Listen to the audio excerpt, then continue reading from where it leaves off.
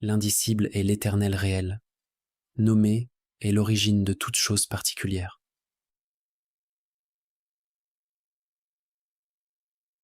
Samadhi 3. Le chemin sans chemin. L'humanité est descendue profondément dans le monde matériel, plongeant ses racines dans les couches mentales et physiques de notre être. Carl Jung a dit « Pour toucher le ciel, les racines doivent descendre en enfer. » De la fournaise de Babylone émerge la transformation, la transfiguration et un nouveau potentiel humain.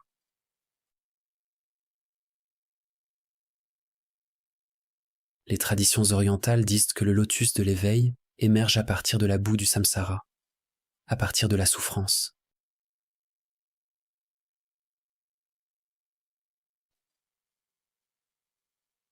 Le christianisme décrit la chute dans le jardin d'Éden. En termes ésotériques, il s'agit de la création d'un sens du moi individuel, de la volonté personnelle qui est séparée de la volonté de Dieu.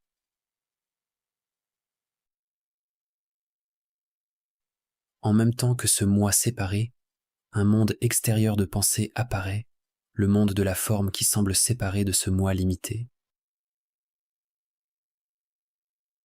Le personnage, l'ego est fait de schémas de recherche, de désirs de choses dans ce monde extérieur, projetés par la pensée.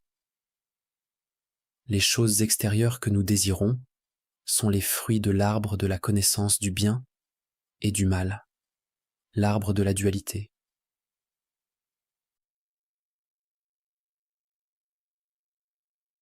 On pourrait dire que le péché originel était le désir de la conscience égoïque ou dualiste.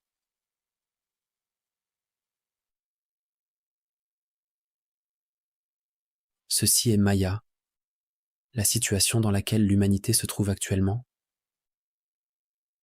Rechercher le fruit extérieur signifie manquer la cible, manquer le moment présent.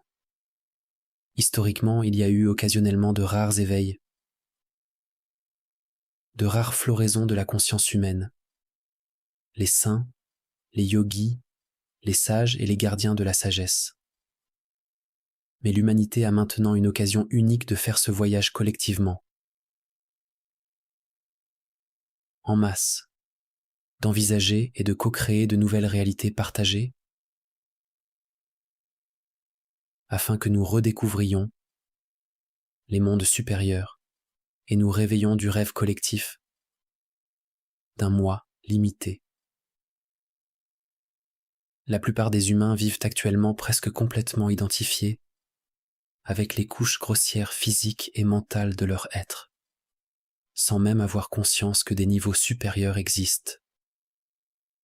La plupart des gens ne savent pas ou ne soupçonnent pas qu'il existe des capacités spirituelles qui sommeillent dans la structure du soi, attendant d'être activées. En réalisant ces capacités, nous nous connectons à des niveaux d'existence de plus en plus subtils, tout en rendant la structure du moi perméable à notre vraie nature, en nous désidentifiant de tous les niveaux du mental, de Maya.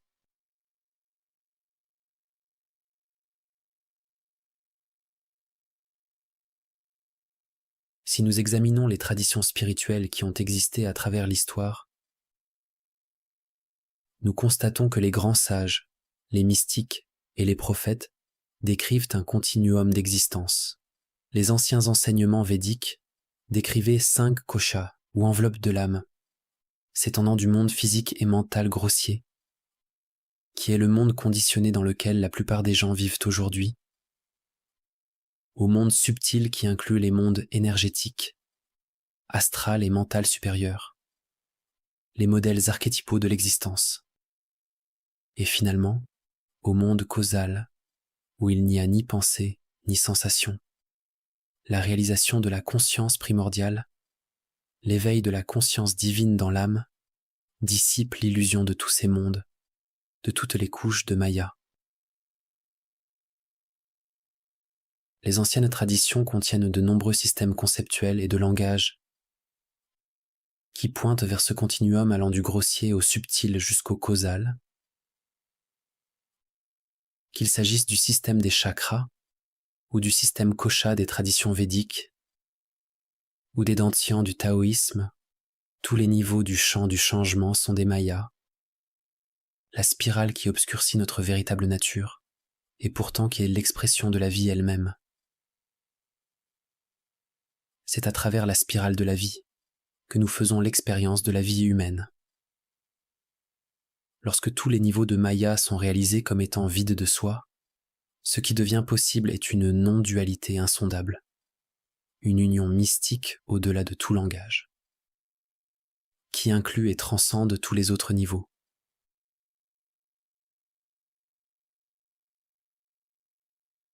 Henry David Thoreau a dit que la plupart des gens mènent une vie de désespoir silencieux.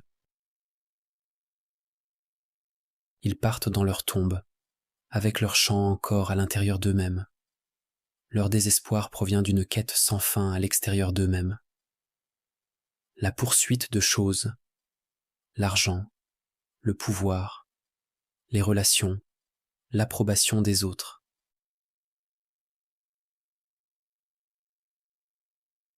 La racine de la souffrance réside dans l'attachement mental aux choses et non dans les choses elles-mêmes. Peu importe ce que vous avez, ce qui compte, c'est votre attachement à ce que vous avez. Nous formons des attachements au niveau sensoriel par la neuroplasticité.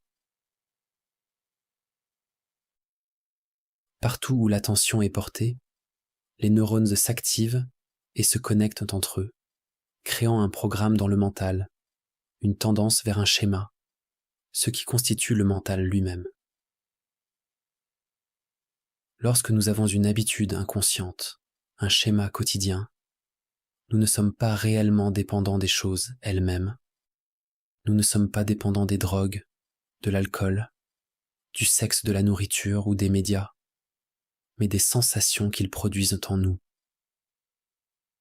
Nous devenons libres en observant directement le champ somatique, le champ des phénomènes changeants au niveau de la racine de la conscience. Nous restons équanimes, sans réagir, sans juger une sensation comme étant bonne ou mauvaise. Pour devenir libres, nous apprenons comment ces attachements se forment en amenant la conscience dans le monde intérieur subtil. Nous commençons à observer les phénomènes mentaux et sensoriels comme un champ de changement, plutôt que de nous attacher aux pensées et aux sensations qui entraînent l'identification et la création même du monde des formes. Ce champ de changement est également appelé prana, ou énergie intérieure, la sensation de vitalité intérieure. Le passage à une nouvelle terre est un passage hors du matérialisme. Ce dont nous sommes témoins est une libération des anciens paradigmes et de la programmation égoïque pathologique qui veut acquérir toujours plus. Ce que vous voyez autour de vous en ce moment peut sembler être l'obscurité. Cela peut sembler être de la folie. En fait, c'est à cela que ressemble l'éveil sur la planète Terre. Vous êtes témoin du démantèlement des anciens schémas. De nombreuses personnes vivent une désillusion des systèmes politiques, sociaux, économiques et religieux actuels. Ils ne font plus confiance aux projets égoïques des médias, des industries et des systèmes dits spirituels. Ils ne font pas confiance à la sphère médicale ou au gouvernement. Les gens vivent une désillusion. Cette dissolution de l'illusion est une partie nécessaire pour voir la vérité, un face-à-face avec la maladie spirituelle qui est inhérente à cette époque dans laquelle nous vivons, ainsi que pour se libérer de la conscience égoïque. Par conscience égoïque, j'entends les schémas de désir et d'aversion qui opèrent inconsciemment.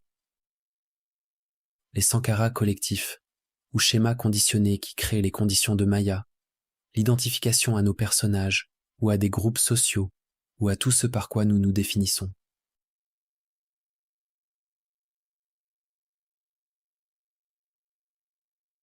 Avec les différents personnages et archétypes que nous incarnons au cours de cette vie.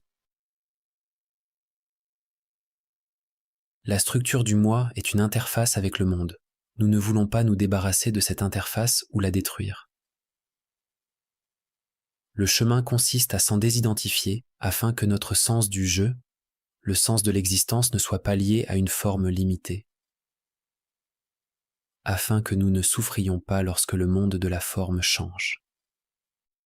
Le chemin humain est un voyage depuis l'existence pré-égoïque, qui est l'unité fusionnée que nous avons expérimentée lorsque nous étions bébés avec notre mère, jusqu'à la création d'une personne. Nous grandissons, nous créons un personnage. C'est une partie nécessaire de notre évolution, afin d'amener la conscience de soi, d'amener un sens de soi ou de je. Nous sommes en fait à un stade adolescent de notre développement. Nous sommes dans un stade d'identification de l'ego. Mais l'étape suivante, au-delà de la conscience de soi, consiste à réaliser des niveaux transpersonnels de soi. Réaliser des niveaux de conscience partagés, divers niveaux du logos, du mental supérieur. Vous pourriez dire niveau d'âme si vous préférez ce langage. Notre sphère de compassion s'étend. Il s'agit d'une expansion par l'amour. Du point de vue de l'ancien schéma, la conscience égoïque, ce démantèlement est quelque chose de terrifiant. Il y aura de la confusion et de la douleur si vous vous accrochez aux anciens schémas. Ceux qui s'éveillent seront perçus comme une menace. L'éveil sera perçu comme une crise, parce que c'est le démantèlement de ce qui est connu. Actuellement, nous sommes comme des chenilles dans un cocon connaissant une métamorphose. Il y a un moment dans la transformation où la chenille n'est ni une chenille ni un papillon. À ce stade-là, pour celui qui vit la métamorphose, l'ancien moi, il peut avoir l'impression d'avoir tout perdu. Mais cela est simplement une partie du processus.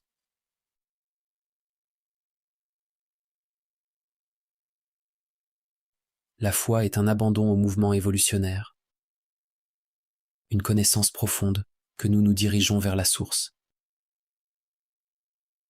L'illusion collective, que les anciens maîtres spirituels appelaient Maya, est liée à notre attachement collectif aux anciens schémas. Elle est liée à l'orgueil démesuré de l'homme, à la croyance que nous savons où nous allons, ce que nous faisons et qui nous sommes.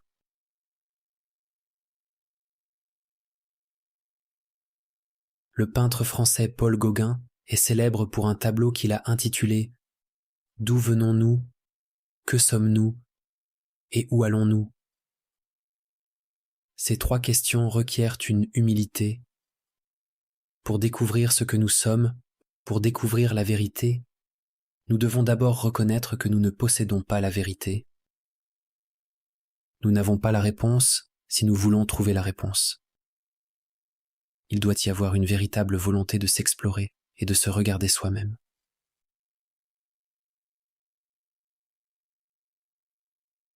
Comme le pèlerin de Dante dans la Divine Comédie, nous commençons le voyage pour se connaître soi-même dans un bois obscur, égaré, reconnaissant que nous sommes perdus.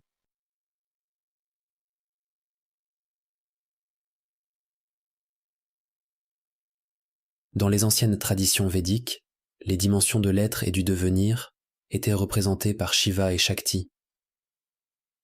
L'archétype féminin, le courant descendant, le courant de la manifestation, est représenté par Shakti. Par le triangle pointant vers le bas, qui indique l'involution de l'esprit dans le monde de la forme. Shiva représente le courant ascendant, le courant de la libération. Le triangle pointant vers le haut indique la conscience pure sans aucune caractéristique. L'évolution au-delà du monde de la forme, le transcendant.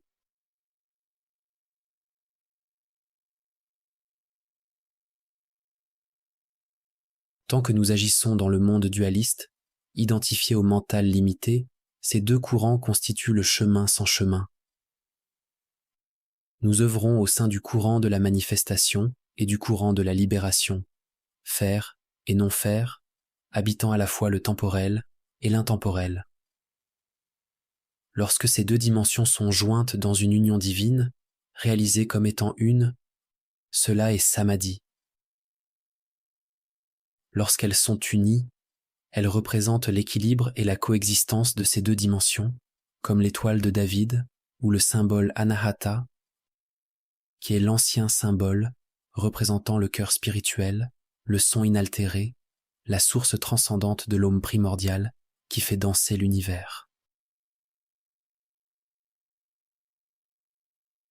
Il est dit qu'en samadhi, vous entendrez la musique céleste de l'existence, la musica universalis, ou la flûte de Krishna, ou ce que Pythagore appelait la musique des sphères. Bien sûr, ce sont toutes des métaphores pour quelque chose qui s'éveille dans les profondeurs de votre être, quelque chose au-delà du mental et des sens limités. Il existe des approches spirituelles qui se concentrent sur le corps subtil, en utilisant des pratiques telles que l'observation de la respiration, les sensations, travaillant avec le chi, le prana, travailler avec des techniques, des pratiques et des processus qui sont appris avec le mental conditionné. Tout ce qui utilise et fait intervenir directement le mental limité afin de réaliser samadhi fait partie de la via positiva. C'est ce que nous appelons la voie de Shakti. Et il existe des approches spirituelles visant à transcender le monde manifesté que nous appelons la voie de Shiva ou la via negativa. Nous parvenons à réaliser ce que nous sommes au-delà du nom et de la forme en abandonnant tout ce que nous ne sommes pas. La voie qui mène à Samadhi a reçu de nombreux noms tels que la méditation, la quête de soi ou la prière. La plupart des gens qui pratiquent ces choses aujourd'hui pratiquent une technique, mais l'ancienne forme de méditation qui mène à Samadhi n'est en fait pas une activité. Ce n'est pas quelque chose que vous faites ou pratiquez, mais c'est en fait la cessation du méditant, du chercheur ou de celui qui fait. La véritable méditation est l'union avec ce qui est, et elle ne commencera à se produire que lorsque l'ego échouera dans ses tentatives de méditation et réalisera ses propres limitations. L'ego, le vous que vous pensez être, doit nécessairement échouer dans toutes ses tentatives de méditation pour que la véritable méditation puisse avoir lieu. Plus nous nous rapprochons de la vérité, plus nous nous rapprochons de Samadhi, moins il y a de choses à faire, moins il y a de techniques. Les techniques font toute partie du passé. Nous abandonnons le faire et celui qui fait. Nous abandonnons la recherche et le chercheur pour parvenir au présent inconditionné. Certains enseignants donnent trop d'importance aux techniques, tandis que d'autres les négligent. Il est important de comprendre que la technique est un soutien. Nous ne voulons pas abandonner la technique, mais nous ne nous y accrochons pas.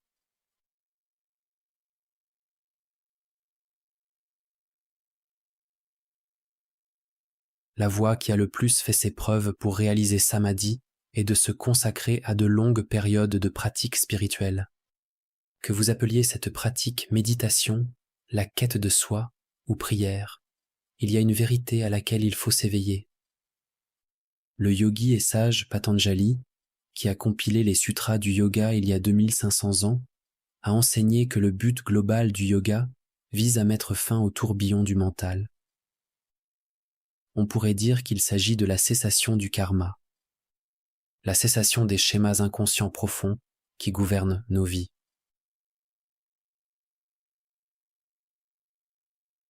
Ces schémas conditionnés étaient nommés vritti en sanskrit. De même, le maître Zen Dogen a dit que la méditation est le dépouillement du mental et du corps. Dans le bouddhisme, c'est le nirvana ou nirodha. C'est la cessation des fluctuations du mental égoïque limité qui entraîne l'identification à un sens du moi limité. Dans le christianisme, nous trouvons le même enseignement pérenne, mais exprimé à travers une métaphore très différente, en utilisant le langage qui était répandu à cette époque de l'histoire. Réaliser Samadhi, en termes chrétiens, c'est atteindre le royaume de Dieu par le pardon des péchés, en réalisant le Christ. Le mot péché, en hébreu, signifie littéralement manquer la cible. Cela signifie manquer le moment présent, rechercher le bonheur dans les objets du monde extérieur, plutôt que de réaliser la source de la véritable plénitude.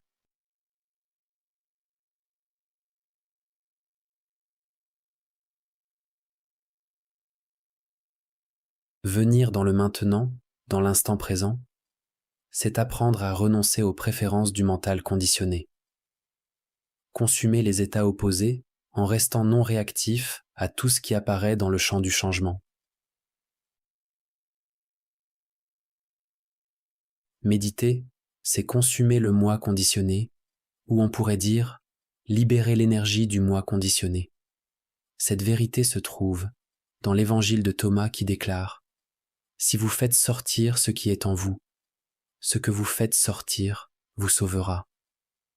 Si vous ne faites pas sortir ce qui est en vous, ce que vous ne faites pas sortir vous détruira. »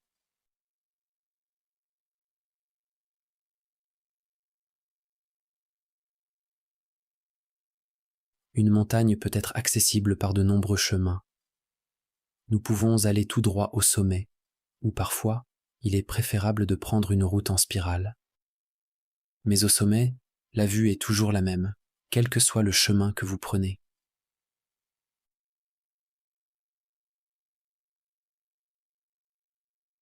Les humains ont créé des milliers de techniques de méditation au cours des millénaires, sans parler des innombrables postures de yoga, des asanas, des respirations particulières ou pranayama, et de toutes les variétés imaginables de rituels ou de pratiques.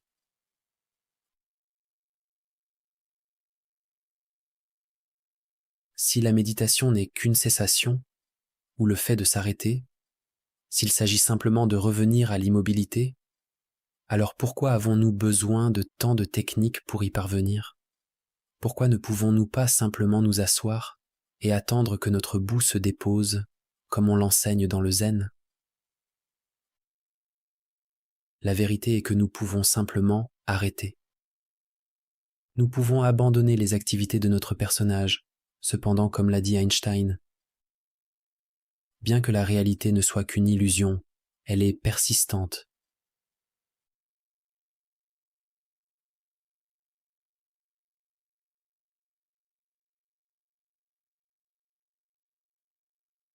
C'est cette persistance de l'illusion qui rend nécessaire pour la plupart des gens de pénétrer dans l'inconscient. Pour rester éveillés, nous devons purifier l'avatar de ses sankaras, de son karma, de ses programmations, afin que les aspects inconscients du moi ne soient plus aux commandes du spectacle. Quand je dis purifier, je ne veux pas dire que l'avatar est en quelque sorte mauvais ou négatif. Je veux simplement dire qu'il est possible de se désidentifier de lui, et le processus de désidentification est ce que nous appelons purification ou nettoyage. Je nettoie mon soi de moi-même. Notre sadhana consiste à unir tous les aspects de notre soi afin que nous ne soyons pas divisés. Nous pénétrons dans l'inconscient en créant des conditions de non-échappatoire pour l'ego. Que ce soit par de longues périodes de méditation ou quête du soi, par le yoga intensif, le qigong, la prière, la pratique sur la respiration, le jeûne, le chant, ou par la prise d'antéogènes qui nous ouvrent aux profondeurs inconscientes du mental, nous serons naturellement attirés par différentes pratiques, techniques et outils à différents moments de notre chemin.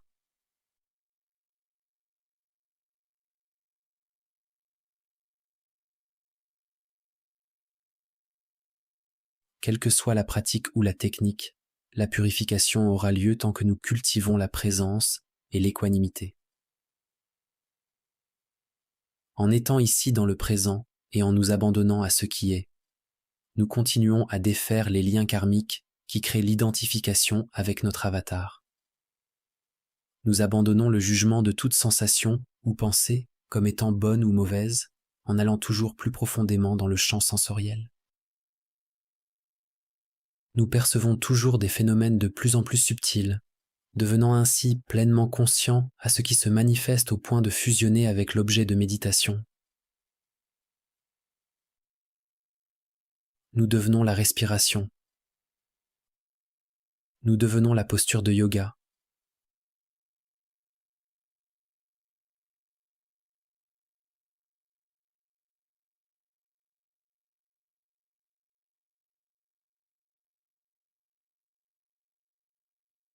Nous devenons le chant.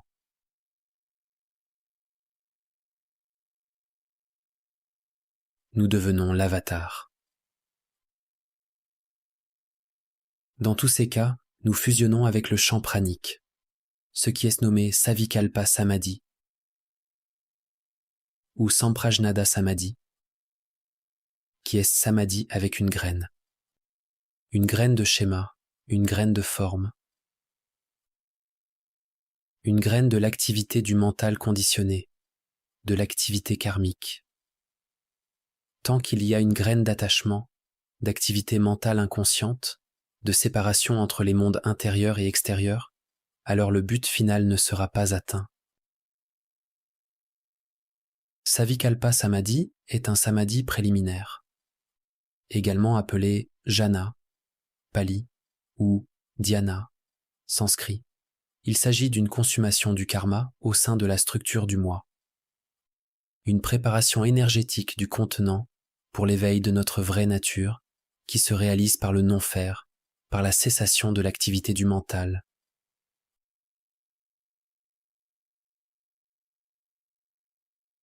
Votre mental est comme un étang et vos pensées sont comme des vagues ou des ondes sur cet étang. Pour qu'un étang devienne calme, que pouvez-vous faire? Tout ce que vous faites provoquera encore plus de vagues. Vous ne pouvez pas l'aplanir ou le rendre plus calme. L'étang ne devient calme que lorsque vous avez abandonné tout effort, toute lutte, tout mouvement. Réaliser l'état naturel n'est pas quelque chose que vous faites. C'est une reconnaissance de ce que vous êtes au-delà du mouvement du mental et des sens. Qui fait bouger le mental? Reconnaissez qui choisit. C'est le mental lui-même qui choisit. C'est seulement le mental lui-même qui bouge. C'est le mental lui-même qui veut essayer de calmer le mental. En entendant ces mots, le mental limité sera probablement désorienté, se demandant « Que dois-je faire ?» Acceptez simplement cette désorientation. Devenez conscient du vrai soi. Devenez conscient de la conscience. Restez avec cela jusqu'à ce que seul cela devienne votre réalité. Au début, lorsque vous essayez d'observer la conscience, vous ne verrez que le faux moi, uniquement les mouvements du mental. Quand je dis « soyez conscient du vrai soi », ce n'est pas un changement d'orientation, ce n'est pas un mouvement.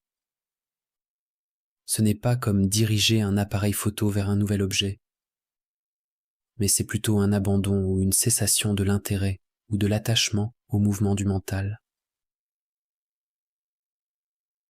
Il y a 2 points principaux qui nous lient à l'identification du faux moi. Le corps veut le confort et le mental veut savoir. Le corps est attaché aux sensations de plaisir et à une aversion de la douleur.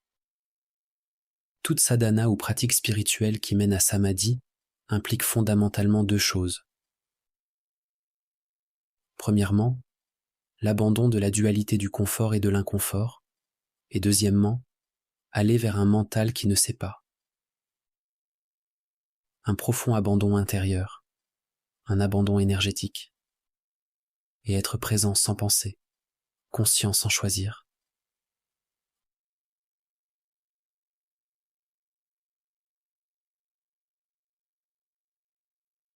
Socrate était considéré comme la personne la plus sage de son époque. Il est célèbre pour la maxime « Tout ce que je sais, c'est que je ne sais rien ». C'est le paradoxe socratique.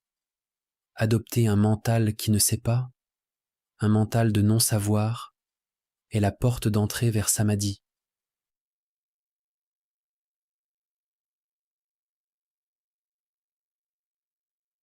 Attendez.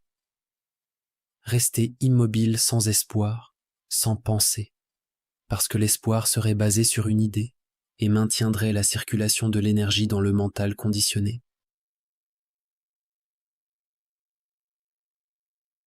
T.S. Eliot a écrit « J'ai dit à mon âme, sois calme, immobile, et attends sans espoir, car l'espoir serait l'espoir pour une chose inexacte. Attends sans penser, car tu n'es pas prêt pour la pensée. »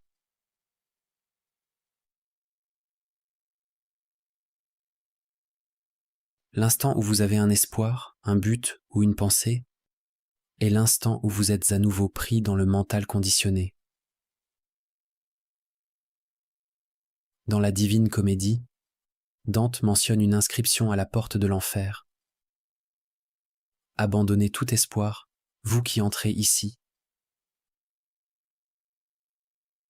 Il s'agit en fait d'une instruction très pragmatique. Ce serait un excellent rappel s'il était affiché sur la porte de chaque centre de méditation, ashram, église ou temple. Quel que soit votre espoir, il est basé sur un conditionnement passé. L'espoir est une sorte de savoir qui maintient la structure de l'ego en quête, en recherche et en action. Lorsque nous nous engageons dans notre sadhana, notre pratique spirituelle qui mène à Samadhi, nous devons abandonner tout espoir, toute projection dans le futur, en acceptant que nous ne savons même pas ce qu'il faut espérer. C'est une leçon d'humilité pour l'ego.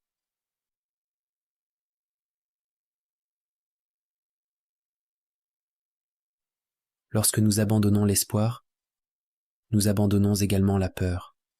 L'espoir et la peur sont la projection du mental dans le futur, le câblage intérieur qui nous lie à l'identification. L'espoir est le désir, la peur est l'aversion. Si nous restons dans le présent, faisant l'expérience de ce moment tel qu'il est, alors où est l'espoir ou la peur?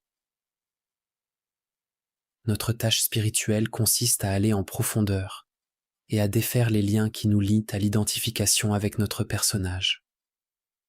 Nous allons au-delà du confort et de l'inconfort, en entrant dans l'espace du non-savoir. Nous pouvons pratiquer cela aussi bien au travers de pratiques formelles que dans la vie quotidienne. Méditer, se connaître soi-même, c'est se consumer dans l'instant présent. Consumez vos schémas, vos préférences, et ce n'est pas quelque chose de séparé de votre vie. Être capable d'abandonner vos schémas, vos réactions et vos jugements alors que vous êtes en plein dedans, abandonner la lutte, est la pratique la plus profonde.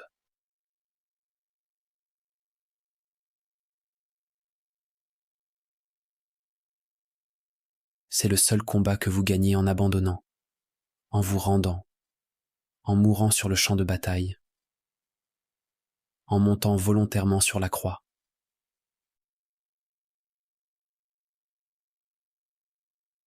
Certaines personnes sont prêtes à recevoir les enseignements les plus élevés sur la méditation et la quête du soi, la simple et pure vérité. Ils entendront le dharma et comprendront immédiatement. Ces personnes sont comme du bois qui a été bien séché.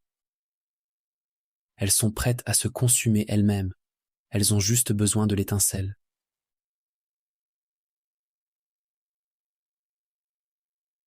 D'autres personnes semblent avoir besoin de plus de préparation. Elles sont comme du bois mouillé et elles ont besoin d'un certain temps pour sécher avant de prendre feu.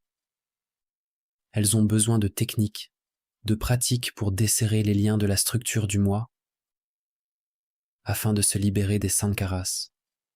Ou du moins, ils pensent que c'est le cas et leur croyance rend cela ainsi.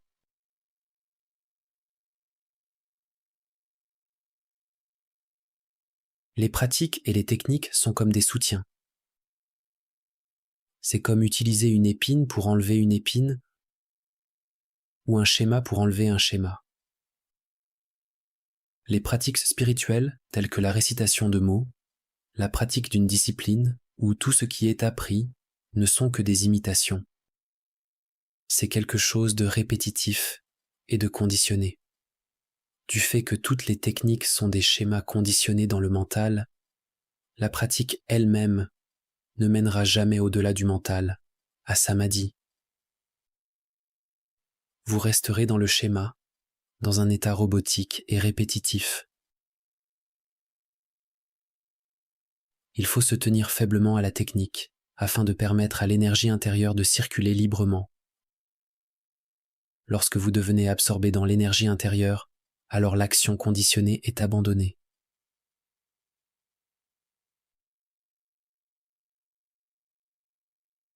L'action conditionnée, la programmation inconsciente s'est formée sur la base d'expériences incomplètes.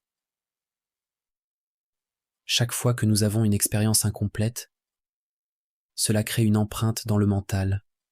Elle crée un petit programme dans l'inconscient. Cette programmation ou ce conditionnement peut provenir de traumatismes ou simplement d'expériences que nous avons rejetées parce qu'elles étaient trop douloureuses.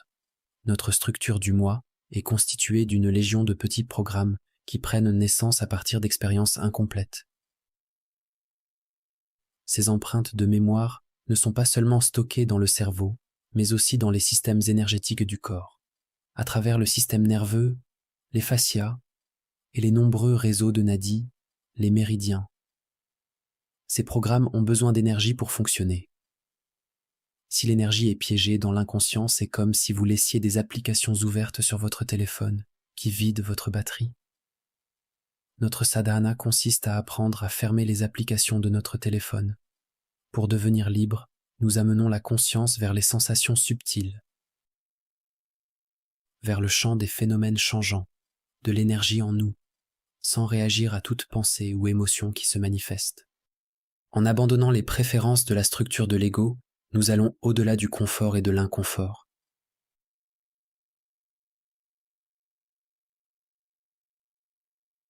Tout dans le monde extérieur nous oriente dans la mauvaise direction. La société nous dit de faire disparaître notre douleur et de rechercher le confort. La voie d'entrée est la voie de sortie. La voie de sortie est la voie d'entrée. Nous devons nous tourner vers notre douleur. Nous nous libérons des sankharas en l'expérimentant pleinement, en la ressentant sans réagir, en se consumant en elle, ayant une expérience complète du ressenti sans l'émotion. Les émotions sont des réactions. Ce sont des sentiments qui sont liés à des pensées. Nous laissons tomber la composante pensée et restons avec le ressenti brut, la sensation brute. Il a été dit que la voie de la libération ne consiste pas à se sentir mieux, mais à améliorer sa manière de ressentir. Des exemples ultimes de cela sont ceux de Jésus sur la croix, ou de la méditation du Bouddha qui a conduit à son illumination. Il s'agit de faire face à sa plus grande douleur, à ses plus grandes peurs, en abandonnant les concepts, le savoir et les jugements, de bons ou de mauvais. L'éveil n'est que l'étape initiale d'un processus accéléré de développement intérieur, de la croissance du lotus intérieur, de la transformation en un pont vivant, de la purification du véhicule humain pour abriter la conscience divine.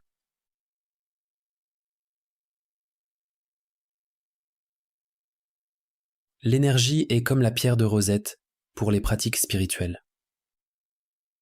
Si vous comprenez comment l'énergie fonctionne, vous comprenez l'utilité de la pratique. Chaque technique ou pratique interrompt le schéma de vous. Vous utilisez un schéma conditionné pour interrompre des schémas conditionnés. Vous devez être prêt à abandonner la technique une fois qu'elle a atteint son objectif. Sinon, vous allez simplement créer une identité autour d'elle et une nouvelle structure du moi spiritualisé.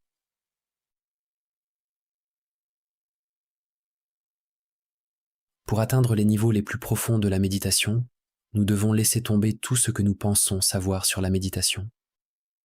Les termes anciens pour désigner la méditation, jhana, dhyana, zen ou shan font référence à une sorte de dissolution intérieure, une sorte d'absorption méditative, une transformation ou une purification intérieure du conditionnement égoïque. L'ancienne signification du mot jhana est liée au mot pali japeti qui signifie consumer. Il s'agit de consumer les impuretés, les péchés ou les sankharas. C'est une consommation de l'identification au faux moi, une consommation de l'illusion, une consommation de toutes les préférences à partir desquelles la construction de l'ego est faite, ainsi qu'une libération et une émergence de l'énergie intérieure. Nous devenons équanimes avec ce qui est, s'abandonnant à ce qui est, attentifs à ce qui est. L'éveil à notre véritable nature peut se faire progressivement à travers ces étapes du jhana, à mesure que l'identification aux divers processus du mental conditionné est abandonnée. Ou l'éveil peut aussi se produire instantanément.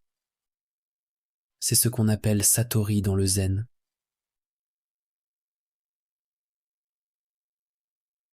L'enseignement le plus pur est transmis en silence. Mais avec le monde tel qu'il est aujourd'hui, très peu comprendront ou seront attirés par la source de ce silence.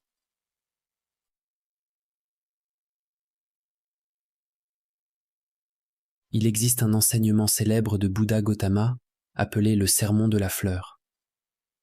Ce sermon est à l'origine de la méditation bouddhiste. On pourrait dire que c'est l'origine du zen. Le zen est une transmission directe de la vérité. Dans le sermon de la fleur, le Bouddha a simplement tenu une fleur blanche. Il était en présence directe de la fleur, demeurant dans sa vraie nature. C'était là tout l'enseignement. Plutôt que de donner un long satsang ou d'enseigner avec des mots, il a simplement laissé les étudiants s'asseoir avec la fleur pendant toute la durée. Seul un étudiant a reçu la transmission. Seul un étudiant l'a reçue. Recevoir une transmission aussi subtile requiert un esprit subtil. La plus grande vérité est transmise dans le silence. Comment pouvons-nous recevoir cette transmission de l'esprit de Bouddha? Comment pouvons-nous recevoir ce que nous avons déjà, ce que nous sommes déjà?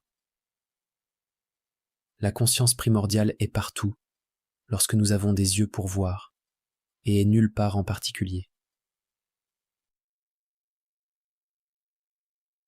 À l'éveil, la vérité est si simple à voir que vous n'avez pas besoin du mental. Le mental cherche et recherche. Lorsque ce mouvement est abandonné, lorsque ce mouvement est consumé, la vérité demeure. Vous êtes déjà ce que vous cherchez, mais vous êtes identifié avec le faux moi.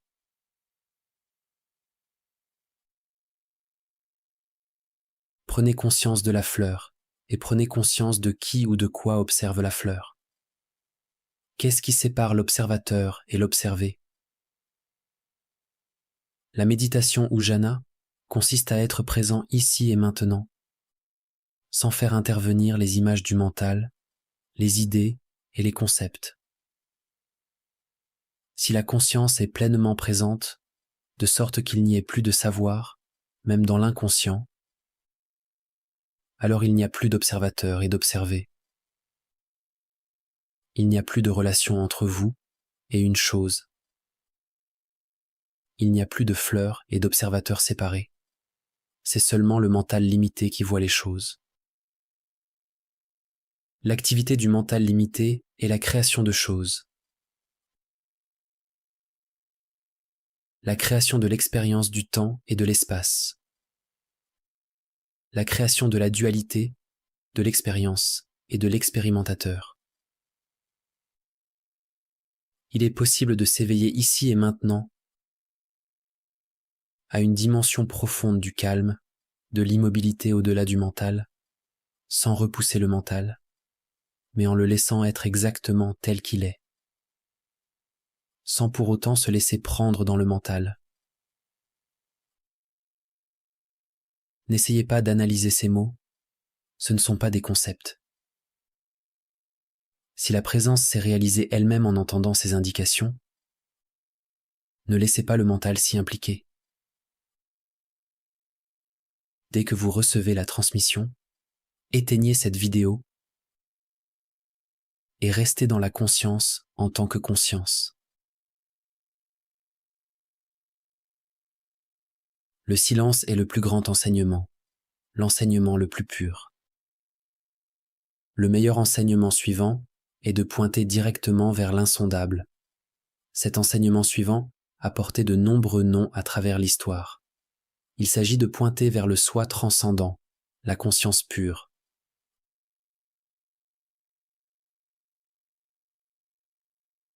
Dans le bouddhisme, il est appelé Prajnaparamita, ce qui signifie la connaissance ultime ou la sagesse parfaite, qui se distingue de la connaissance ordinaire ou de la connaissance conditionnée. C'est ce qui est réalisé par le 8e membre du yoga, décrit par Patanjali. Dans le shivaïsme, cet éveil peut être décrit comme l'unité avec Ishvara ou Shiva, qui sont des noms pour la conscience absolue. Dans les traditions mystiques occidentales, les termes énose ou apophatisme ont été utilisés pour désigner l'union avec l'un. Plotin disait que l'un transcende tous les êtres, mais est immanent en eux.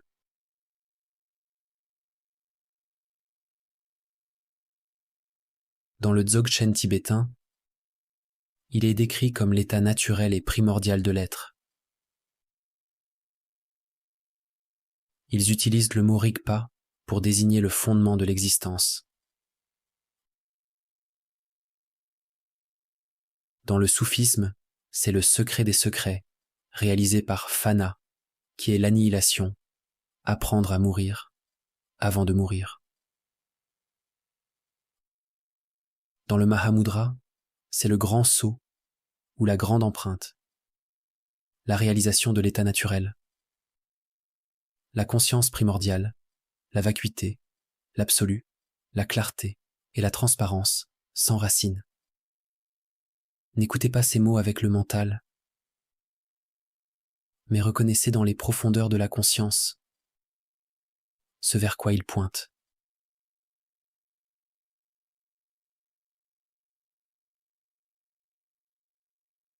La vérité de qui ou de ce que vous êtes, la vérité qui transcende le mental limité, ne peut pas être vue à travers le mental limité.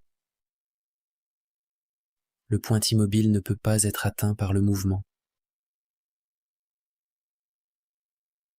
Si vous voulez réaliser le point immobile au-delà de la pensée, abandonnez tout intérêt pour les pensées et les sensations, toutes les préférences, tous les phénomènes générés par le mental et les sens, et reposez-vous dans la conscience nue. Les pensées et sensations sont un champ de phénomènes en constante évolution. Ce qui est immuable, c'est la conscience de ce champ du changement. En général, nous sommes tellement pris dans ce champ du changement, fixés sur ces objets, que nous en ignorons la conscience. Pour réaliser Samadhi, nous cessons de poursuivre quoi que ce soit dans le champ du changement, toute pensée, et nous nous reposons en tant que conscience. Cessez de réagir aux pensées et aux sensations. Toute souffrance est due au fait que nous croyons nos pensées.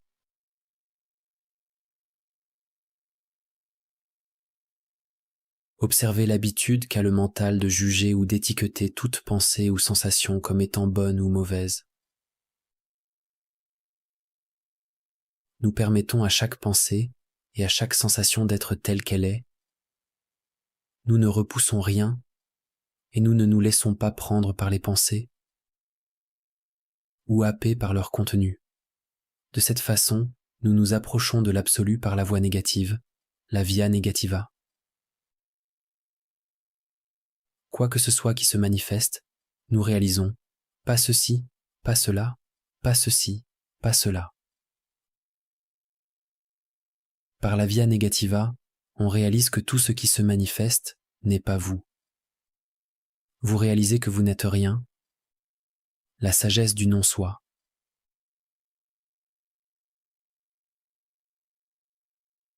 Par la via positiva, on réalise que tout ce qui se manifeste est vous.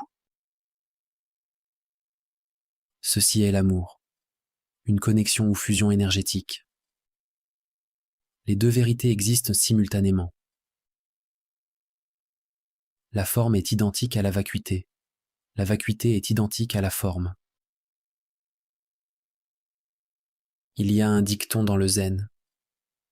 Au début du chemin, les montagnes sont des montagnes et les rivières sont des rivières.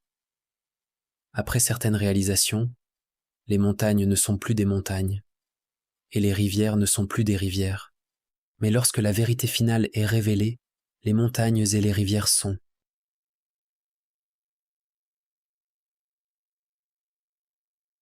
Qu'est-ce qui a changé au cours de ce voyage? La montagne et la rivière restent ce qu'elles ont toujours été. Ce qui a disparu, c'est votre idée de la montagne et de la rivière. Ce qui a disparu, c'est le tourbillon du mental qui sert d'intermédiaire, qui crée l'illusion de la séparation entre vous et le monde.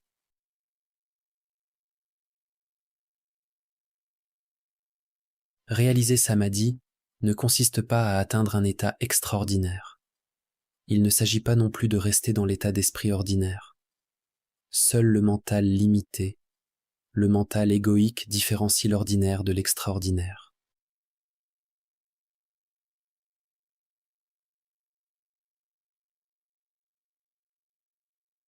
Turiya, l'état sans état, parfois appelé le quatrième état, c'est la réalité non duelle. Il est transcendant et immanent. C'est le fondement de l'existence, la source de toute vérité. Votre effort pour atteindre un certain état est un mouvement du mental.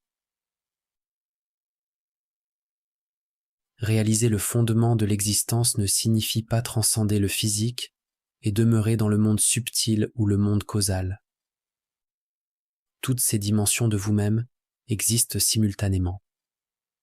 Le grossier, le subtil et le causal existent ici et maintenant.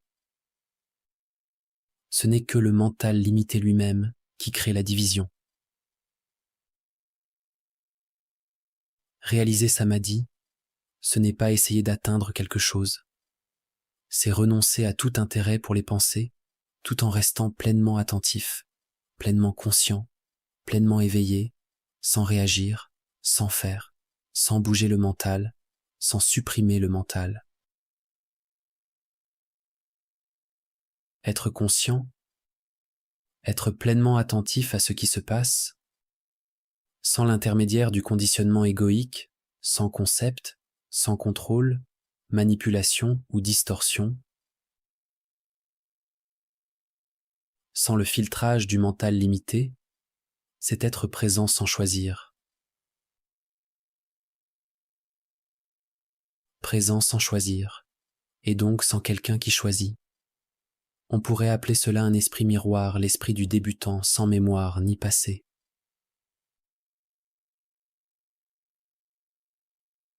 Un esprit ouvert, transparent. Vous rendez chaque instant nouveau. Chaque fois que le mental bouge inconsciemment, même le plus petit mouvement, cela provient du filtrage au travers du conditionnement de la structure du moi limité. Chaque fois que le mental bouge inconsciemment, c'est à cause d'une certaine insatisfaction qui est appelée dukkha dans les anciennes traditions. Comment puis-je me libérer de dukkha? Comment puis-je me libérer de toute insatisfaction? Écoutez attentivement. Pour le mental limité, il y a un paradoxe. Le mental égoïque limité entend la question et veut savoir comment faire cela. Mais ce mental limité ne peut pas faire cela. Le mental limité échouera toujours dans toutes ses tentatives pour réaliser samadhi. Il doit échouer.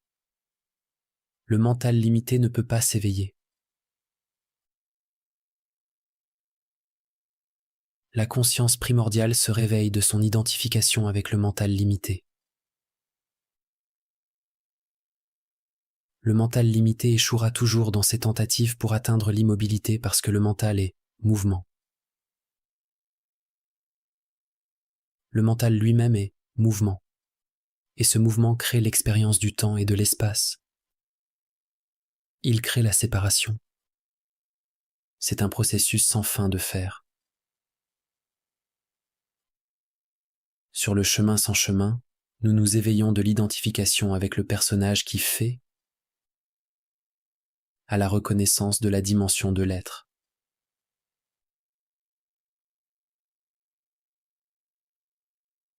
En samadhi, la séparation entre le faire et l'être disparaît. La séparation est simplement un autre processus mental.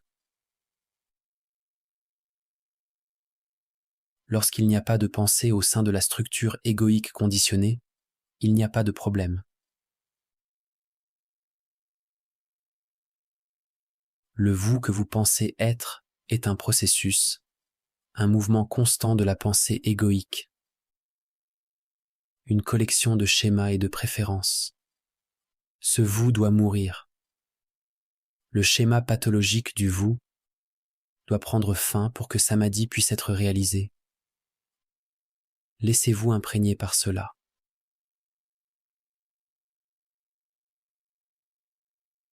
Asatoma Sat Gamaya en sanskrit signifie « Conduis-moi de la non-vérité à la vérité ». Tamasoma Jyotir Gamaya en sanskrit signifie « Conduis-moi de l'obscurité à la lumière ».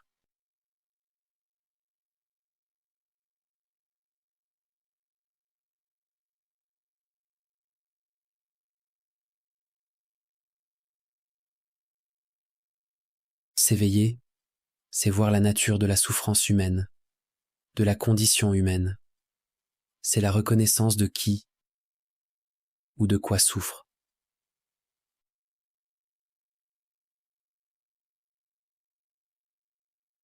Il n'y a pas de technique pour réaliser la conscience primordiale. Aucun processus qui puisse être appris. Aucune formule qui puisse être pratiquée. Ce que je veux dire est que cela peut être reçu en un instant, en un éclair. C'est précisément l'abandon de toute formule, de tout savoir, de tout faire, de tout projet égoïque qui crée les conditions optimales pour que la conscience primordiale s'éveille.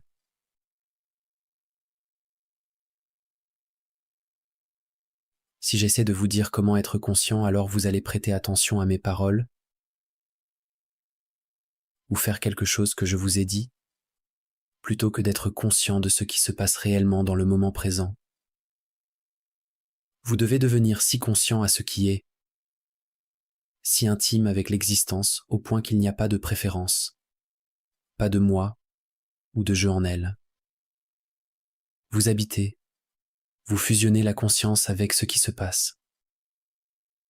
Lorsque l'activité égoïque est abandonnée, vous devenez ce qui se manifeste. En fait, ce n'est pas vrai. Plus exactement, c'est l'illusion de la séparation qui disparaît. La vérité est que nous n'avons jamais été réellement séparés.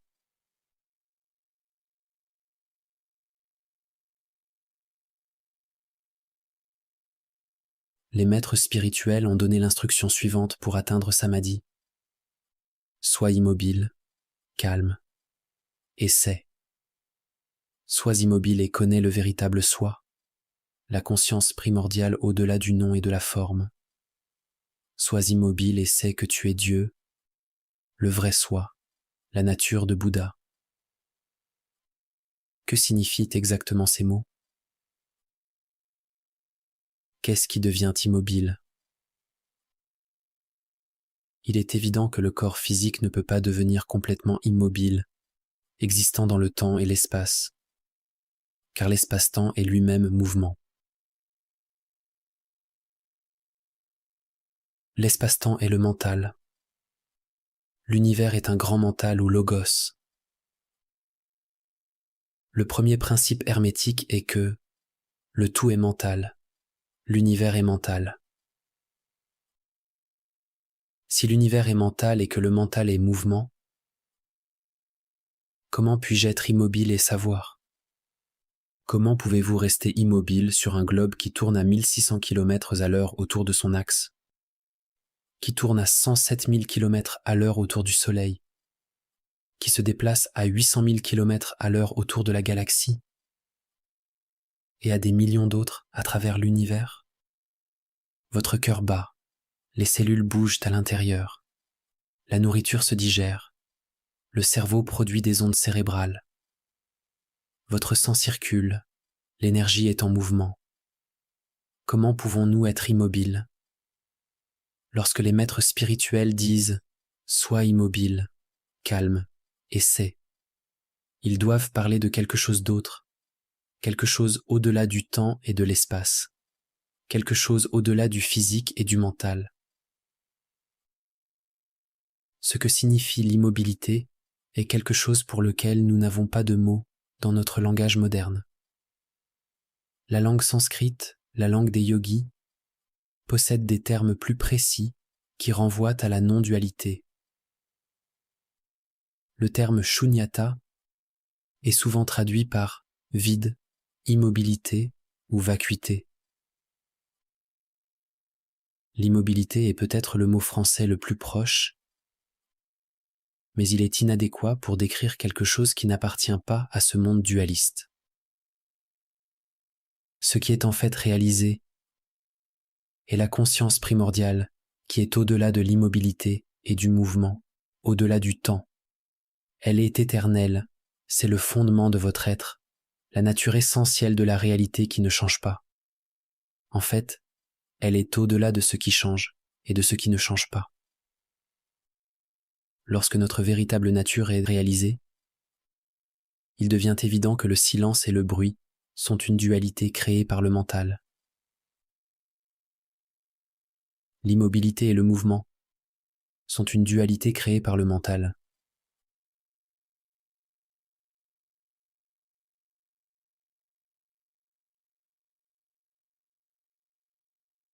Tout est déjà inhérent à cette immobilité primordiale.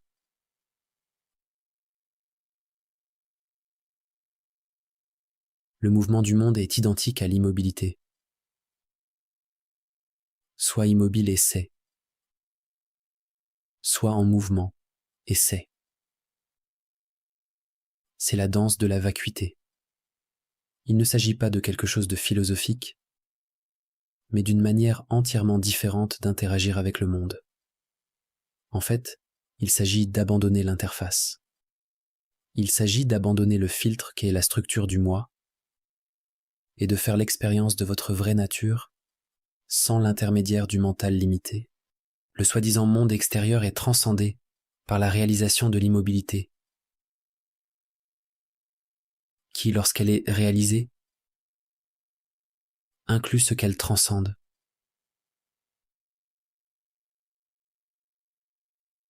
Si vous pensez avoir compris Samadhi après avoir vu ce film, alors vous n'avez pas compris ce qui est dit. Ce serait comme confondre le menu avec le repas. Pour goûter à la vérité, il faut une véritable volonté de voir les schémas de la structure du moi que vous appelez vous. Cela nécessite une exploration profonde, une chirurgie profonde du mental et la libération des sankharas, un profond démantèlement, une profonde humilité de la structure du moi. Pour réaliser Samadhi, on s'abandonne au désir d'union de l'âme. Vous devez vouloir réaliser la source unique plus que tout ce qui se trouve dans la matrice du mental, plus que tout ce qui se trouve dans le monde extérieur. Les recherches extérieures vous sembleront vides et dénuées de sens. La véritable méditation, la véritable recherche du soi, consiste à entrer dans le moment présent où tout est expérimenté, tout est révélé, tout apparaît et disparaît dans un champ d'équanimité et d'amour. Jusqu'à ce que l'Éternel soit réalisé, il faut œuvrer patiemment et avec persistance, de tout cœur, avec humilité, en consumant vos schémas, vos préférences, vos conditionnements. On ne peut pas faire se produire l'éveil en utilisant le mental conditionné. Il semble se produire par accident, mais en pratiquant la présence, on devient prédisposé à l'accident.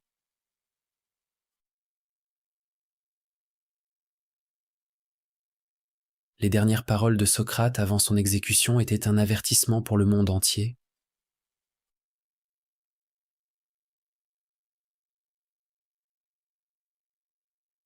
Il a dit que nous avons une grande dette envers Asclépios. Payez-la et n'oubliez pas. Asclépios était le dieu de la guérison.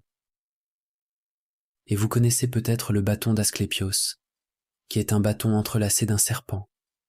Il représente l'énergie de guérison, l'énergie intérieure qui est vivante, libre de tout conditionnement, libre de se mouvoir par sa propre intelligence, par opposition à l'énergie du mental dualiste.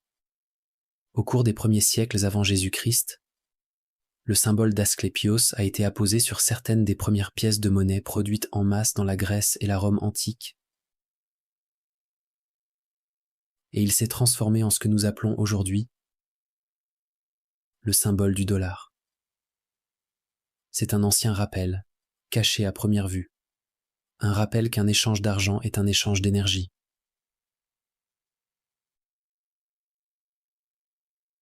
La conscience du Christ ou la nature de Bouddha est soutenue par le principe féminin, par la Grande Mère, par les Nagas, la sagesse du serpent. Cette sagesse nous enseigne à purifier le temple intérieur, à nous purifier de l'ego. Le principe féminin a porté d'innombrables noms au cours de l'histoire. Gaïa, Shakti, Sophia, Logos, Mahalakshmi, Parvati, Durga, Isis, Marie. La spirale de la vie. Cette énergie vivante du mental supérieur est l'intelligence innée de l'univers. Cette sagesse naturelle a été systématiquement réprimée, diabolisée, exploitée et contrôlée au cours des derniers millénaires. Afin de libérer l'énergie des définitions inconscientes que nous détenons, nous devons défaire les liens qui créent l'identification avec la structure de l'ego. Abandonner l'attachement au confort, abandonner le fait de savoir. En ce moment même de l'histoire, en ce moment même en vous-même, la dette dont parle Socrate arrive à échéance, à la fois individuellement et collectivement. Il n'y a qu'une seule monnaie avec laquelle vous pouvez payer cette dette. Vous devez la payer avec vous-même.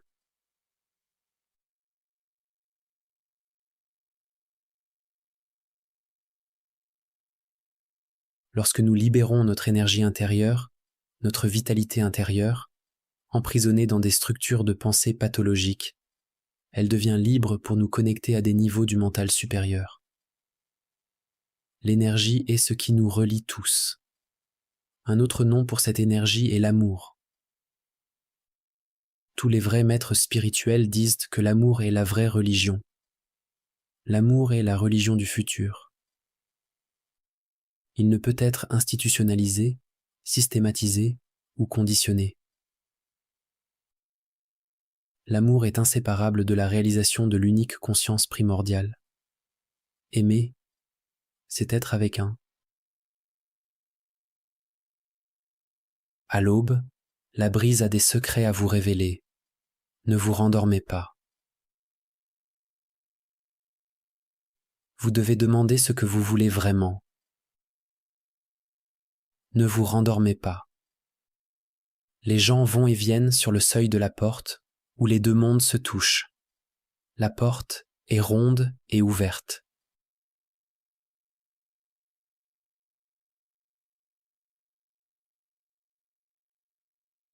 Ne vous rendormez pas.